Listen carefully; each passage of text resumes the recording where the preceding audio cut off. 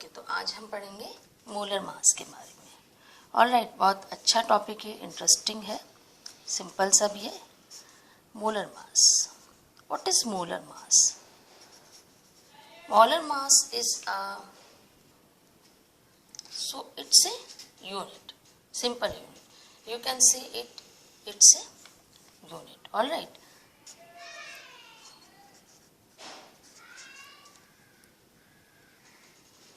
Alright, आप इसको molecular mass भी कह सकते हैं, सिंपल मॉलिक्यूलर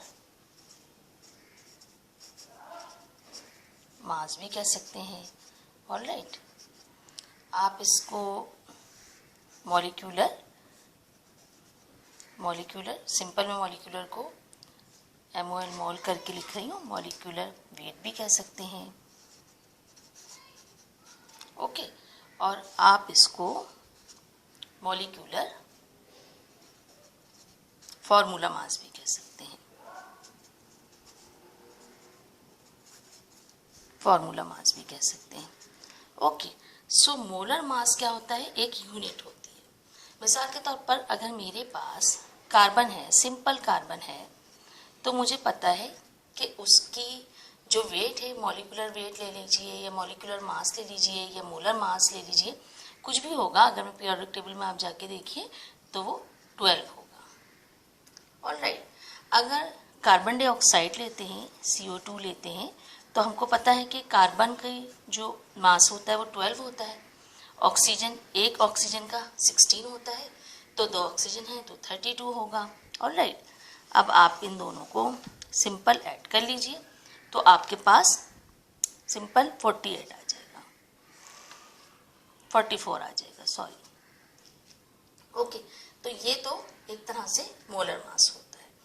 और चाहे आप इसको वेट की शेप फॉर्म में कह सकते हैं, मॉलिक्यूलर फार्मूला मास की सूरत में कह सकते हैं।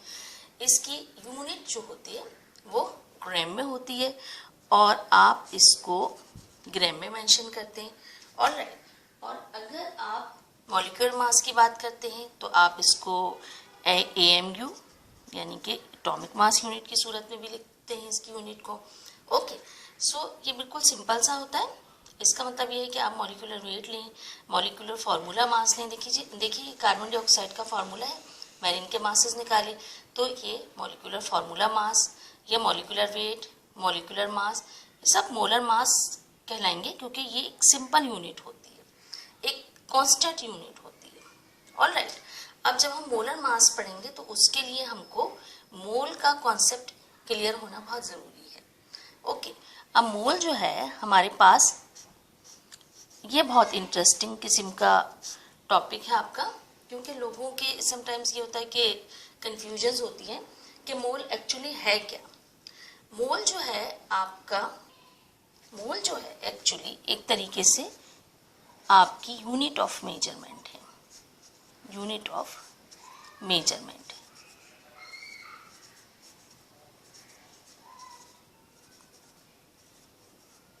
ओके, अब वो किस तरीके से, देखें, कोई भी चीज़ होती है जब हम वो परचेज करते हैं या ख़रीदते हैं, कुछ भी चीज़, समटाइम्स हमने कोई चीज़ डजन में ख़रीद ली, ओके, दर्जन के हिसाब से ले ली।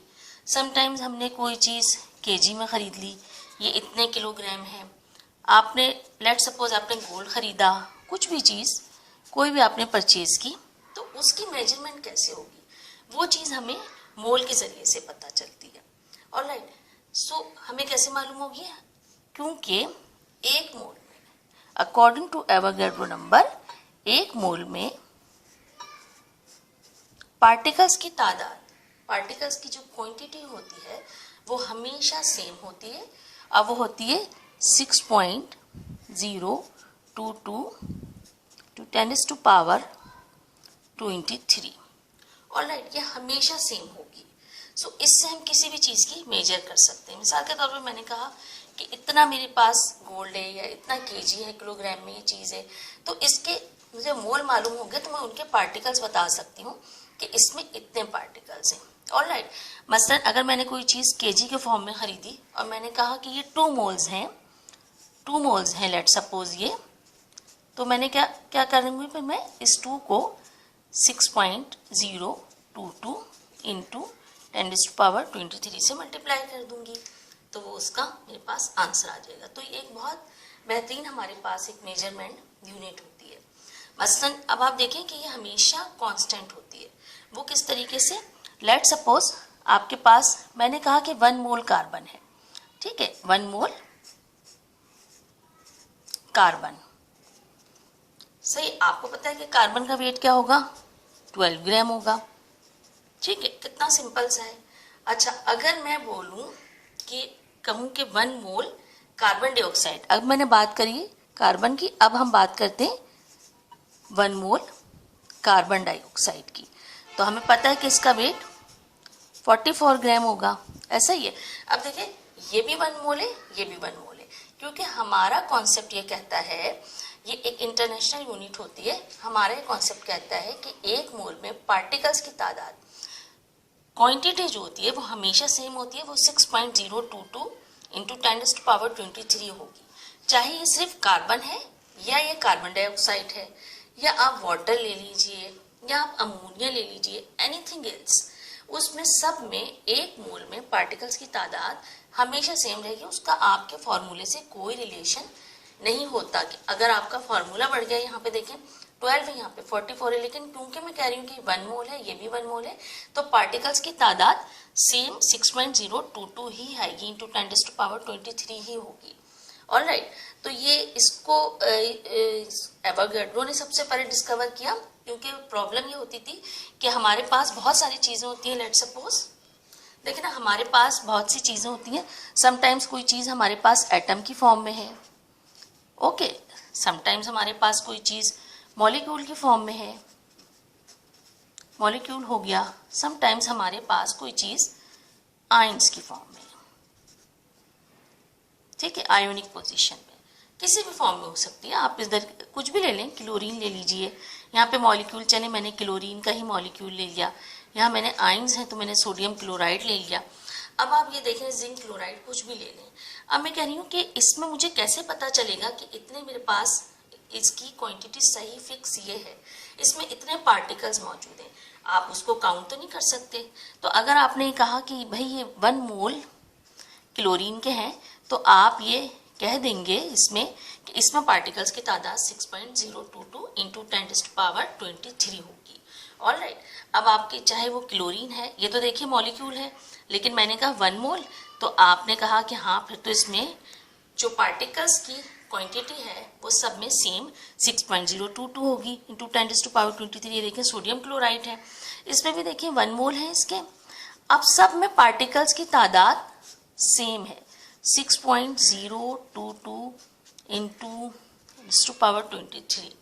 ऑलराइट, ये हमारे पास एक कॉन्सेप्ट आता है मोल का।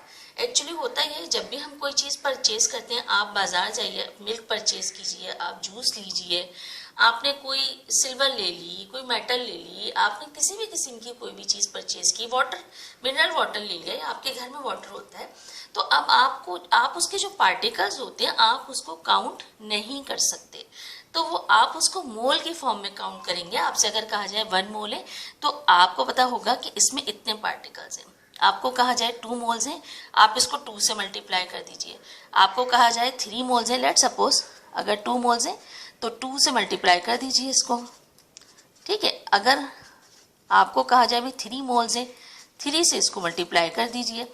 अब ये क्या हो गया, आपको एक इंटरनेशनल नंबर मिल गया जिसमें आपको बताया गया है कि मोल क्या है, एक आपके पास एक सिंपल यूनिट है मेजरमेंट की। आप उन पार्टिकल्स को क्योंकि काउंट नहीं कर सकते, हम काउंट नहीं कर सकते, तो वो पॉसिबल नहीं है, तो उसको मोल की फॉर्म में कंसीडर किया जाता है।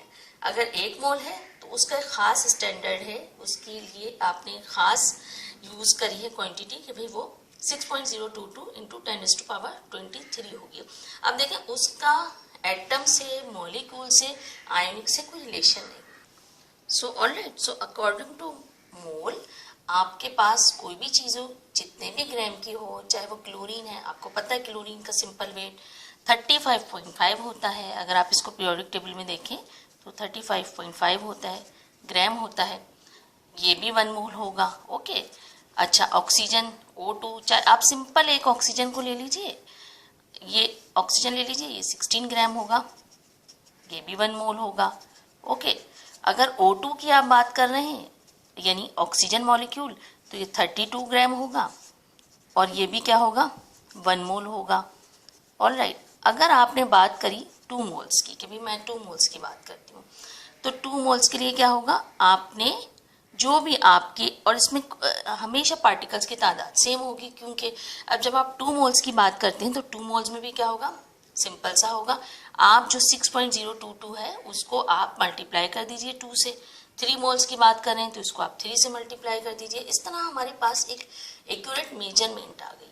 अब हम इस प्रॉब्लम से बच गए कि हम अगर हमारे पास मिल्क है तो हम उसके पार्टिकल्स नहीं काउंट कर सकते। वाटर है, आप वाटर के पार्टिकल्स नहीं काउंट कर सकते। आपके पास मेटल कोई भी है, कॉपर हो गई, सिल्वर हो गई, आपको नहीं पता कि उसमें पार्टिकल्स कितने, तो आपको एक स्टैंडर्ड, आपके पास एक मेजरमेंट आ गई, यूनिट आ गई कि अब मैं इस तरह से उसको काउंट कर सकता हूँ। ओके, अगर आपको समटाइम्स ये कहा जाए कि आपके पास कोई ऐसा सिंपल सा न्यूमेरिकल आता है कि आप फला फला चीज में आप मोल मालूम कीजिए कि कितने मोल होंगे, इसका भी कुछ फॉर्मूला होगा। सो देखिए, अगर आपके पास इस किस्म का न्यूमेरिकल आ जाए कि आपको उसमें मोल मालूम करना है और आपको मोल मालूम नहीं है, लेट सपोज मैं क्लोरीन की एग्जांपल ले लेती हूँ। ओके, आपको उन्होंने क्लोरीन का वेट दे दिया है कि क्लोरीन जो है वो हमारे पास 50 ग्राम मौजूद है, ऑलराइट, न्यूमेरिकल में, ठीक है। अच्छा, अब क्लोरीन का आपको पता है कि क्लोरीन की ऑलरेडी जो मास होता है वो 35.5 होता है। इसी तरह से कुछ, अब आप देखिए कि ठीक है, अब आपने मालूम करना है उसमें मोल कि इसके हम मोल कैसे निकालेंगे। तो आपको गिवन जो आपको मास दिया है, गिवन मास आपने उसको रखना है ऊपर, बहुत सिंपल सा है ये, और आपका जो इसका अपना मास है, accurate mass of chlorine, okay, या क्लोरीन मास, इसको आपने रखेंगे नीचे। इन दोनों को आप आपस में डिवाइड कर देंगे तो आपके पास मोल आ जाएंगे। लेट सपोज मेरे पास, मुझे जो इन्होंने मास दिया है वो 50 है और इसका मुझे पता है अपना मास क्या होता है, आप पीरियोडिक टेबल में जाके देखिएगा 35.5 होता है। तो अब इस तरीके से मैं इनको डिवाइड करके इनके मोल्स आराम से निकाल लूंगी। ये आपका मोल का फॉर्मूला होता है, ठीक है। तो आप जब इनको आपस में डिवाइड करेंगे तो 140 मेरे ख्याल में 8 समथिंग कुछ आएगा और ये आपके पास मोल होंगे। ओके, सो ये देखिए कितना सिंपल सा होता है। आपके पास एक स्टैंडर्ड मेजरमेंट आ गई और आप उस मेजरमेंट के जरिए से उसको फुलफिल कर सकते हैं, बहुत आराम से बता सकते हैं किसी भी चीज को। एक यूनिट है स्टैंडर्ड, और इसको, ये जो आपके पास 6.022 है 10⁻23, इसको आप एवोगैड्रो भी कहते हैं। एवोगैड्रो भी कहते हैं नंबर, एवोगैड्रो नंबर, क्योंकि इसको जिन साइंटिस्ट ने डिस्कवर किया वो एवोगैड्रो थे। उन्होंने ये कहा कि पार्टिकल्स की तादाद जो होती है, क्वांटिटी 1 मोल में इतनी होती है। इस तरीके से आप काउंट कर सकते हैं किसी भी चीज के अंदर पार्टिकल्स को, चाहे वो डजन में हो, दर्जन के हिसाब से हो, किलोग्राम के हिसाब से हो। आप परचेज करते हैं, हम मार्केट जाते हैं, चीजें खरीदते हैं, सामान खरीदते हैं, वो किसी भी लिहाज से हो, वो मिल्क हो, वो आपका मिल्क पाउडर हो, वो आपके कोई मेटल हो, silver, copper, gold, anything else, तो उसमें आप बहुत आराम से बता सकते हैं कि क्योंकि इतने मोल्स हैं तो लिहाजा इसमें पार्टिकल्स की तादाद इतनी होगी। और मोल का फॉर्मूला भी आपको बता दिया गया है कि इसमें इतने ग्राम्स होंगे, जो भी ग्राम्स होंगे, और उसका जो अपना मास होगा उससे आप उसको डिवाइड कीजिए, आपको मोल्स हासिल हो जाएंगे। ओके व्यूअर्स, सो इंशाल्लाह यू हैव टू प्रैक्टिस। और अच्छा, अब हम बात करें एवोगैड्रो लॉ की। सो एवोगैड्रो नंबर या एवोगैड्रो लॉ, इसको एवोगैड्रो नामी साइंटिस्ट ने डिस्कवर किया, इसलिए इसको हम एवोगैड्रो लॉ कहते हैं। और एवोगैड्रो नंबर से क्या मुराद है, हम पहले भी मोल्स में इसको पढ़ चुके हैं, 6.02 into 10⁻23। ऑलराइट, सो ये तो हो गया आपका एवोगैड्रो नंबर, O2222 भी आप इसको लिख सकते हैं। ओके, सो 6.022 इंटू 10⁻23। सो ये आपका ओवोगाड्रो नंबर है।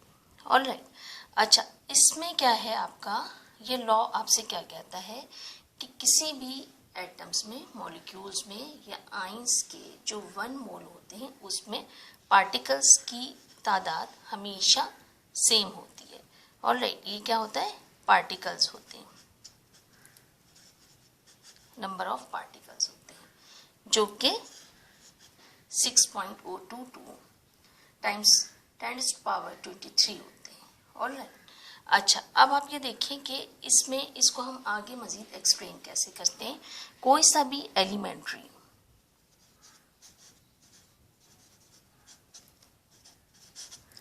यूनिट की हमने बात करी, कोई से भी एलिमेंट्री यूनिट होते हैं, चाहे वो एटम हो, चाहे वो मॉलिक्यूल हो,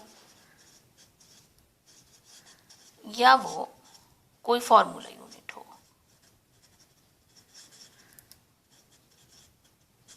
फॉर्मूला यूनिट हो, आइंस की फॉर्म में हो, हमने ये कहा कि कोई सी भी एलिमेंट्री यूनिट होती है उसके 1 मोल में इतने पार्टिकल्स होते हैं। अच्छा अब इसको हम जाहिर किस चीज से करते हैं, एवोगाड्रो नंबर के लिए एक सिंबल यूज होता है जिसको कि हम कहते हैं Na। ऑलराइट, तो ये Na एवोगाड्रो नंबर होता है आपका, ठीक है। अच्छा अब जब हम इसकी बात करते हैं तो ये इसके यूजेस क्या हैं या ये किस चीज़ में यूज़ होता है, इसके हम किस तरह से इसको यूटिलाइज कर सकते हैं। हम इसको मालूम करने के लिए कर सकते हैं कि किसी भी सब्सटेंस के अंदर, एनी सब्सटेंस, कोई सा भी सब्सटेंस हो गया, उसके अंदर एटम कितने हैं, एटम्स कितने हैं, ठीक है। अच्छा हाउ मच एटम्स, कितने एटम्स हैं। अच्छा किसी भी सब्सटेंस के अंदर नंबर ऑफ मॉलिक्यूल कितने हैं, ठीक है। अच्छा तीसरी चीज आपके पास आ जाती है कि किसी भी एटम की या मॉलिक्यूल की आपका मास क्या है, एनी एटम ऑफ मॉलिक्यूल। यहाँ पे हम किसी भी एटम या मॉलिक्यूल के मास की बात करते हैं। सो ये सब कुछ हमें किससे पता चलेगा, एवोगाड्रो नंबर से पता चलेगा। अब कैसे पता चलेगा, बहुत सिंपल सा इसका एक फॉर्मूला होता है। जब हम इसके न्यूमेरिकल्स आपके आते हैं बहुत सिंपल से होते हैं। अच्छा हमको पता है कि इसका नंबर n है। ऑलराइट, अगर हमें नंबर ऑफ एटम मालूम करना है, आपको क्या मालूम करना है, अगर let suppose number of atoms मालूम करने हैं, ओके ये मुझे मालूम करना है। अच्छा अब मुझे अगर कोई न्यूमेरिकल देता है और कहता, ठीक है, तो उसके लिए देखिए एक फॉर्मूला होता है। जब आपको नंबर ऑफ एटम्स मालूम करने हैं, नंबर ऑफ मॉलिक्यूल्स मालूम करने, सेम फॉर्मूला होता है इसका, बड़ा सिंपल सा होता है। Let suppose number of atom मालूम करने आपको, मुझे कहा गया है कि 5 ग्राम हम आपको देते हैं कार्बन, ओके कार्बन जिसका सिंबल C है, कार्बन। ऑलराइट, अब इसमें कहा गया है कि नंबर ऑफ एटम मालूम कीजिए कि कितने नंबर ऑफ एटम होते हैं। अच्छा इसका एक बहुत सिंपल सा छोटा सा फॉर्मूला होता है। आपने क्या करना होगा, आपका जो भी गिवन मास है, आपका गिवन मास जो कि आपको दिया गया है, इसको आप मल्टीप्लाई करेंगे इस Na से, एवोगाड्रो नंबर से, और मॉलिक्यूलर मास जो है उससे डिवाइड कर देंगे, मास से इसको डिवाइड कर देंगे। अब देखिए ये किस तरीके से होगा, हमें पता है कि गिवन मास जो है, ये देखिए गिवन मास आपको कितना दिया गया है, 5 ग्राम दिया गया है। ओके हमको पता है कि Na कितना होता है 6.02, इसको करके देख लेते हैं, ऐसा करते हैं। 5 आपको ये दिया गया है, गिवन मास 6.022 टाइम 10⁻23। ऑलराइट, इसको आप डिवाइड कर दीजिए जो कार्बन का अपना मास है। कार्बन का अपना मास क्या है 12, पीरियोडिक टेबल में जाके देखिए 12 है इसका। आप जब इनको डिवाइड करेंगे तो बहुत सिंपल सा तरीका है, देखिए आपके पास 2.5 वो आ जाएगा। अब ये आपके पास क्या है 2.50, ये एटम्स आपने मालूम कर लिए। आप कह सकते हैं कि इतने जो है इतने ग्राम में आपके पास इतने एटम्स मौजूद हैं और वो आपको इसके ज़रिए से मालूम हुआ। भाई मॉलिक्यूलर मास तो आपको पता है पीरियोडिक टेबल में मौजूद होता है। गिवन मास आपको न्यूमेरिकल में दिया गया है कि देखिए इतने ग्राम कार्बन है और आपने उसको उसके मॉलिक्यूलर मास से डिवाइड कर दिया। Na से मल्टीप्लाई किया, एवोगाड्रो नंबर से मल्टीप्लाई किया और मॉलिक्यूलर मास से डिवाइड कर दिया, आपके पास 2.50 समथिंग आ जाएगा। ओके, इसी तरीके से आपने मॉलिक्यूल मालूम करना। ऑलराइट, अब इसी तरीके से आप मॉलिक्यूल निकाल सकते हैं इसके, या मॉलिक्यूल मालूम कर सकते हैं इसके। ओके, अब इसके मॉलिक्यूल क्या होते हैं, लेट सपोज। ओके, तो अब जब हम बात करते हैं मॉलिक्यूल की, बड़ा सिंपल सा है इसका भी, सेम वही मेथड है। अब हमें मॉलिक्यूल मालूम करना है। Alright, number of molecules. अब ये किस तरीके से मालूम करेंगे। लेट सपोज अब मॉलिक्यूल की बात हो रही है तो हम ऐसा करते हैं, कार्बन डाइऑक्साइड का मॉलिक्यूल ले लेते हैं। पहले हमने जस्ट कार्बन एटम की बात की थी, अब हम कार्बन डाइऑक्साइड के मॉलिक्यूल की बात करते हैं। ओके, अच्छा, जब हम कार्बन की डाइऑक्साइड की बात करते हैं तो इसमें हमको ये पता है कि इसका जो मॉलिक्यूलर मास होता है, वेट होता है, वो होता है 44। अच्छा, अब क्वेश्चन में हम ये करते हैं, क्योंकि हमने वहाँ पे 5 ग्राम लिया था, यहाँ पे भी हम 5 ग्राम ले लेते हैं। अब हमसे ये पूछा जाए अगर कि आप 5 ग्राम कार्बन डाइऑक्साइड में नंबर ऑफ मॉलिक्यूल बता दीजिए कि कितने हैं। ओके, मैं इसको पूरा लिख नहीं रही, जस्ट आपको इसी तरह से डिफाइन कर रही हूँ कि अगर मुझे कहा जाए कि 5 ग्राम कार्बन डाइऑक्साइड में बताइए कि नंबर ऑफ मॉलिक्यूल्स कितने हैं। देखिए वही सेम फॉर्मूला होगा आपका। आपको जो गिवन मास है, आपका जो भी गिवन मास है उसको आप मल्टीप्लाई करेंगे इस Na के साथ, एवोगाड्रो नंबर के साथ। ऑलराइट, फिर आप इसको सिंपल डिवाइड कर देंगे उसी तरीके से मॉलिक्यूलर मास से। देखिए कितना सिंपल सा है ये, इसको करके देखिएगा। 5 मल्टीप्लाई बाय, अब हमने बात की मॉलिक्यूल की। ऑलराइट, 5 मल्टीप्लाई बाय हमने उसी तरीके से हमारा 6.022 times 10⁻23 divided by molecular mass इसका कितना है 44। ऑलराइट, तो ये हमारे पास क्या हो जाएगा, बहुत आप इसको सिंपल कैलकुलेट करके देखिएगा तो 0.68 मॉलिक्यूल्स आ जाएंगे हमारे पास। अब हम ये कह सकते हैं कि इसमें 5 ग्राम कार्बन डाइऑक्साइड में इतने मॉलिक्यूल्स मौजूद हैं, और वो हम इसी फॉर्मूले के थ्रू चल के कह सकते हैं, क्योंकि इसका होना मस्ट है। अब हम मालूम करते हैं मास। मास किस तरीके से मालूम किया जा सकता है, इस एवोगाड्रो नंबर के जरिए से। ऑलराइट, इसकी बात, अच्छा, ये भी बिल्कुल सिंपल होता है। इसमें होता क्या है, हमसे कहा जाता है, इसका फॉर्मूला बड़ा आसान सा होता है कि आपने जो भी आपको मॉलिक्यूल दिया जा रहा है, कुछ भी दिया जा रहा है, आपने उसको, क्योंकि आप मास मालूम कर रहे हैं, तो आपसे कहा जाता है कि इसमें इस फॉर्मूला मास जो भी है उसको आप डिवाइड कर दीजिए Na के साथ, एवोगाड्रो नंबर के साथ। मिसाल के तौर पे मुझे वाटर दिया गया है H2O। अब वाटर का सबको पता है कि वाटर में हाइड्रोजन मॉलिक्यूल है तो 2 होंगे इसके, ये ऑक्सीजन H2O 16, तो वाटर का नंबर तो आ गया 18 हमारे पास, इसका मास आ गया।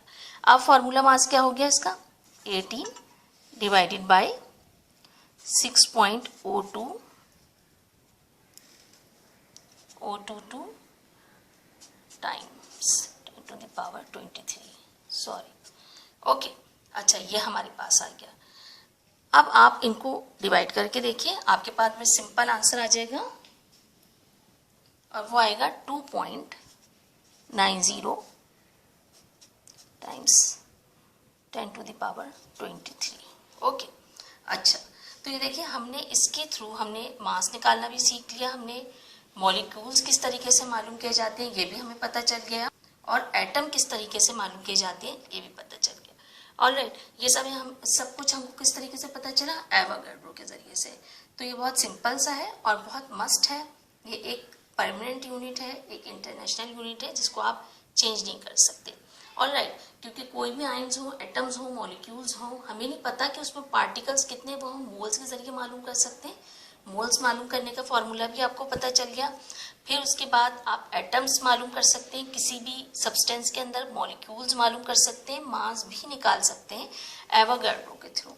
ओके, सो इंशाल्लाह you have to practice and we will meet with next section.